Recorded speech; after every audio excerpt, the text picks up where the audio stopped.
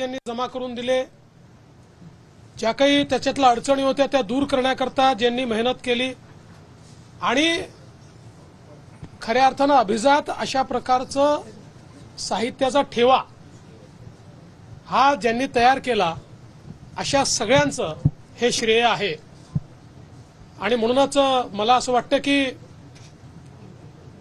खरोखर आपली मराठी भाषा, जिचा आता या ठिकाणी उल्लेख झाला की अगदी शतकानुशतक ज्या भाषेने प्रेरणा पण दिली, विश्वास पण दिला,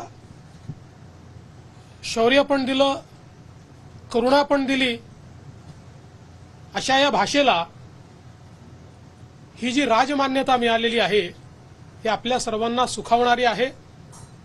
आणि याबद्दल आपण सर्वांनी जे माझं स्वागत केलेलं आहे हे आपला प्रतिनिधी म्हणून मी स्वीकारतो, कारण हा अधिकार आपला आहे आणि तो केंद्र सरकारचा अधिकार आहे।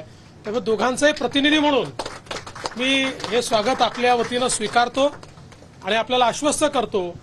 जसं मोरे सरांनी सांगितलं की दोन गोष्टी झाल्या, रिद्धपूरला मराठी भाषा विद्यापीठ झालं, अभिजात भाषेचा दर्जा झाला, आता JNUला आपल्याला छत्रपती शिवाजी महाराजांचं अध्यासन सुरू करायचं आहे, तर तेही निश्चित लवकरात लवकर आपण करू। आणि मराठी भाषा ही केवळ संपर्क भाषा न राहता ती ज्ञान भाषा कशी होईल हा आपण आता यापुढे प्रयत्न करणार आहोत। कारण आपल्याला कल्पना आहे की ज्या जगामध्ये आपण आहोत त्या जगामध्ये त्याच भाषा मुलं शिकतील ज्या ज्ञानभाषा असतील, आणि म्हणून ज्ञानभाषा म्हणून मराठी आहेच, पण त्याला ज्ञानभाषा म्हणून आपल्याला आजच्या युगामध्ये कशा प्रकारे प्रस्थापित करता येईल, विकसित करता येईल, तो प्रयत्न आपण सगळे मिळून करूया। आणि आपल्या सर्वांवरच ती खऱ्या अर्थानं जबाबदारी आहे आणि त्याच्याकरता राज्य शासन म्हणून जी काही भूमिका आम्ही करायची आहे ती भूमिका आम्ही निश्चितपणे करू, हा विश्वास व्यक्त करतो। आणि आपल्या सगळ्यांचे या ठिकाणी आभार मानतो। आपल्या सगळ्यांच्या मला असं वाटतं मगाशी विश्वासराव म्हणाले खरं आहे की आपण एकमेकाचं अभिनंदन करण्याचा दिवस आहे, त्यामुळे आपण सगळे एकमेकाचं अभिनंदन करूया। खूप खूप धन्यवाद।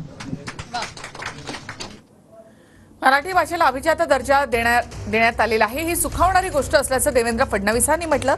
त्याचबरोबर मराठी भाषा फक्त संपर्क भाषा न राहता ज्ञानभाषा व्हावी यासाठी प्रयत्न करणं गरजेचं आहे असं देवेंद्र फडणवीसांनी म्हटलेलं आहे।